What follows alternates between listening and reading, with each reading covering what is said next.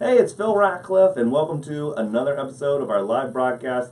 Today we got Craig Van Aelst from Custom Controls Group. Thanks for coming in, Craig. Thank you. Awesome. And this is a really interesting subject because I've known Craig for a while, and he's told me all the cool stuff that they do in the HVAC world. And I'm just sitting here talking with him before the broadcast, and he's telling me all this new stuff that they're doing that's really exciting. So we're going to tell you about it. But first, let's start with the kind of the basics. You know, what is the HVAC, and why is it important for people? We take it for granted, I think. You know? Well, yeah, you take for granted. You just come into work or you go into your home and the temperatures are what they are. Yeah.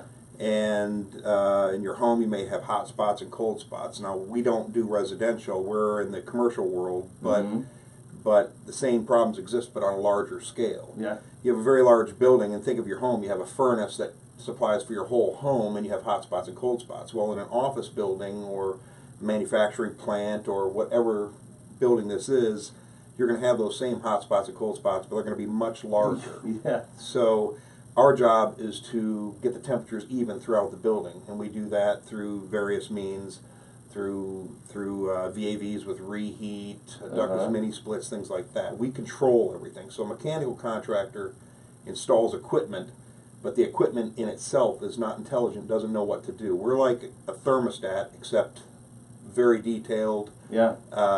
It handles a lot. So we control, 100,000 square foot facility as we would a 10,000 square Yeah, foot. and I can see how, it could be really inefficient. I just think about just like our back stairwell when they turn the heat on, and it's like smoking hot up top, and it's really cold down there. And if they're trying to make the temperature warmer down here, like how much are you wasting just continuing to pump to like make that top 110 degrees? Exactly. Up there. Yeah, so you got to circulate that. Yeah. That's what we do. We even the temperatures out. We make it controlled and comfortable throughout the building. Cool.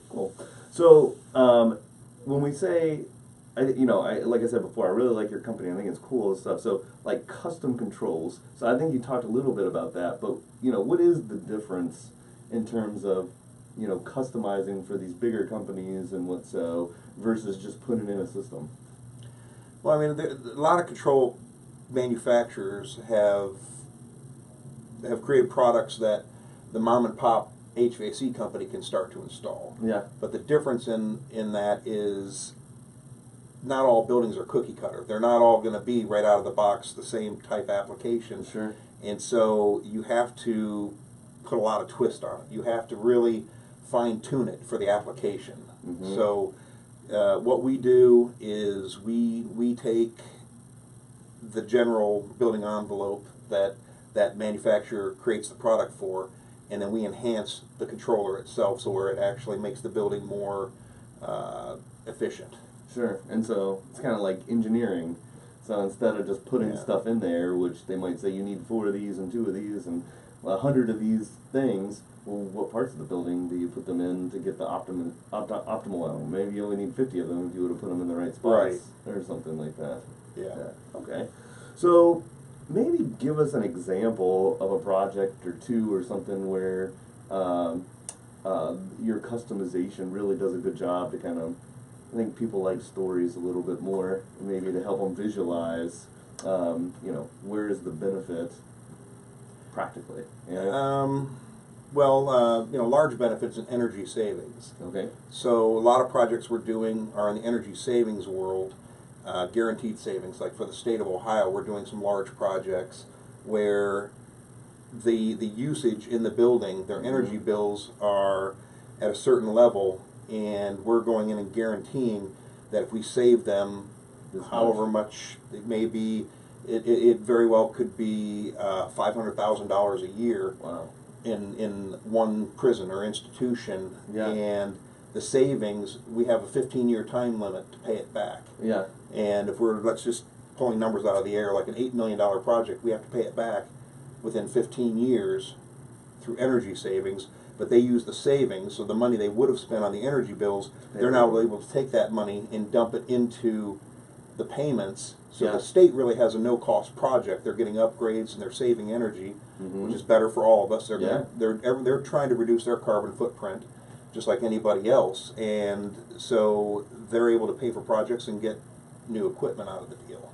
That's awesome. So I would say under that, it would probably have to be an existing organization or building or something like that, because you need a baseline to compare the savings to, right? Yeah. Yes. Okay. Now we can do that with newer buildings also. Would estimate what the traditional would be versus yes. the optimized or what's exactly. Yeah. There are more efficient systems that can be installed up front. Mm-hmm. And again, we're the controls aspect of it, but we worked hand in hand with mechanical contractors. We have a team that we work with, so if someone were to come to me and say, hey, we're looking at this application, whether it be a retrofit or, like you said, a new building, we can bring someone in that can actually design a system that would be more efficient than a standard system. Cool. So do people like integrate some of like what you're doing with solar or wind or geothermal systems or anything like that, or not as much? They do. We're seeing more of that taking Mm-hmm. place. The solar is really getting a lot of traction. Maybe it's going to take a little setback with the tariff we got. It might take a little setback here. I'll say that in the last 4 years, in the previous, well, 5 years, not the last year, but you know, it actually it became more lucrative, you know, more cost effective, I'll say, to do solar projects. Because I mean, the cost savings plus, I mean, the businesses are eligible for the tax credit too. So Right. you put that all together with you, and man, they could have a system that's paying them within 10 years, you know, versus just paying off the debt from it. Yeah, right? right now things are a little unstable as to where solar Sure. is going to go and Yeah. and how things are going to work, but the mindset's there. People Yeah. are leaning that direction. That's awesome. So when they think about this, I think you said it, like, is the 15-year the goal? What are the normal break-even periods kind of on the return on investment? Obviously, with that program, it's Right. that. Is that the normal, or are there other ones that are faster on the break-even period? There are others that are faster. That's the minimum, Yeah. or the maximum you're allowed to go for payback. Okay. That's the maximum. Yeah. But the minimums, I mean, it depends on the project and what the application. Mm-hmm. Windows, they're gonna not pay back as quick Sure. as, say, lighting. Lighting is low-hanging fruit. Yeah. Switching out to LED lighting is going to be a lot more energy efficient. Yeah. And part of our team, again, it may not be CCG, but we're part of a team of contractors that work together on energy-type projects. So you're going so our ahead and lighting guy will take care recommending of that. everything that can Yes. reduce energy and optimize. Anything we can do to help someone save energy.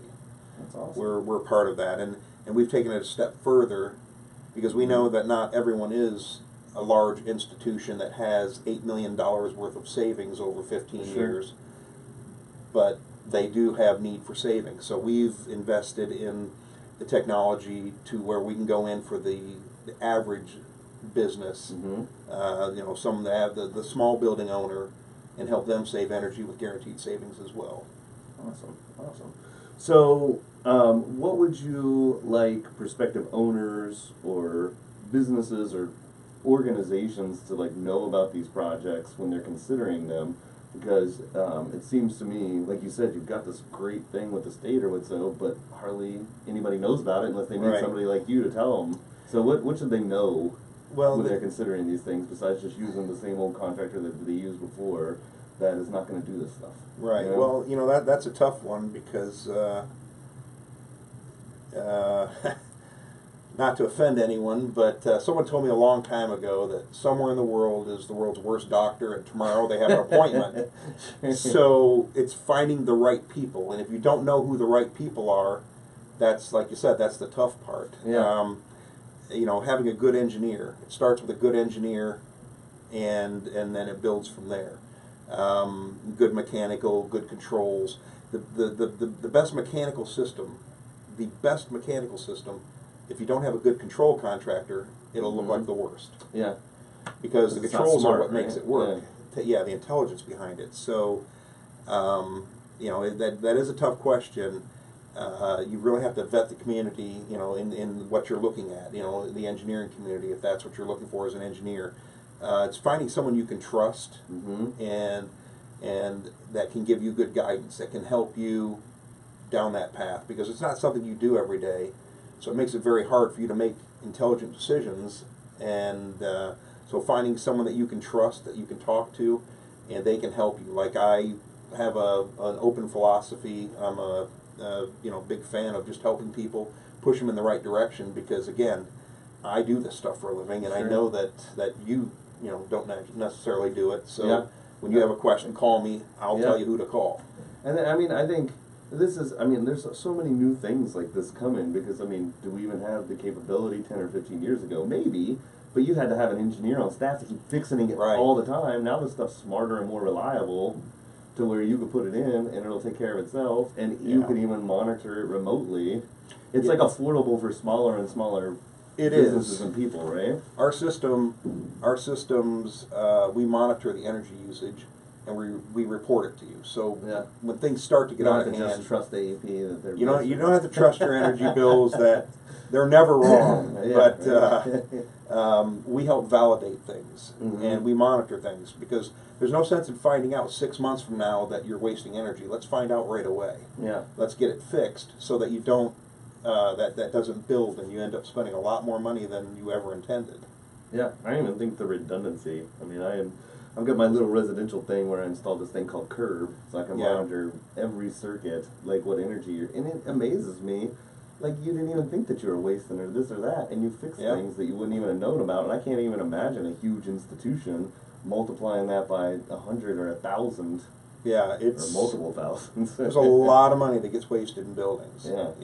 And it's great that public entities like the state of Ohio, they're looking to try and curb that, to get that under control, because they know, the tax dollars they have, that's what they have, and they need to make it work. So they're really making a push to do that. Well, that's a win-win, right? If the government can help businesses be more profitable, it's more taxes, right? There you go. And this, hopefully, if everything's done right, costs them nothing. Right. Exactly. So it's just that's awesome. So let us screen share for just a second, and we are talking about that. It's hard to get information on this, and I know you said you were just redoing your website, sometime soon. But people can look you up, find what you guys do. This is going to be updated, and hopefully you're going to put information about that state program out there, because you're going to be like the only one.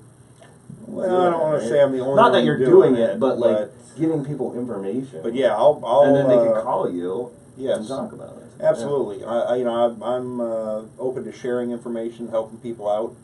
I firmly believe it just comes back in the end. It's all good information. Put good information out, good energy out. It's all going to come back. Karma.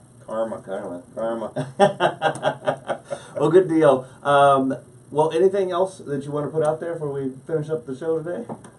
No, if anyone has any questions, feel free to contact me. Again, I stay pretty busy, but leave me a message. I'll get back with you, and anything I can do to help, I'd love to help you out. Awesome. Well, thanks so much for being here, Craig. Thank you very much. Yep. Take care. Hope you guys have an awesome finish of the week, a good weekend. Tune in next week. We've got Glenn Williams coming in from Ship It Same Day. It's probably nothing that you've really seen unless you're in a business that delivers stuff a lot, but a lot of times you can get stuff to somewhere faster for less price than UPS or FedEx. It's going to be really interesting, and I love Glenn. He's a character, so you guys will enjoy it. So, have a good weekend.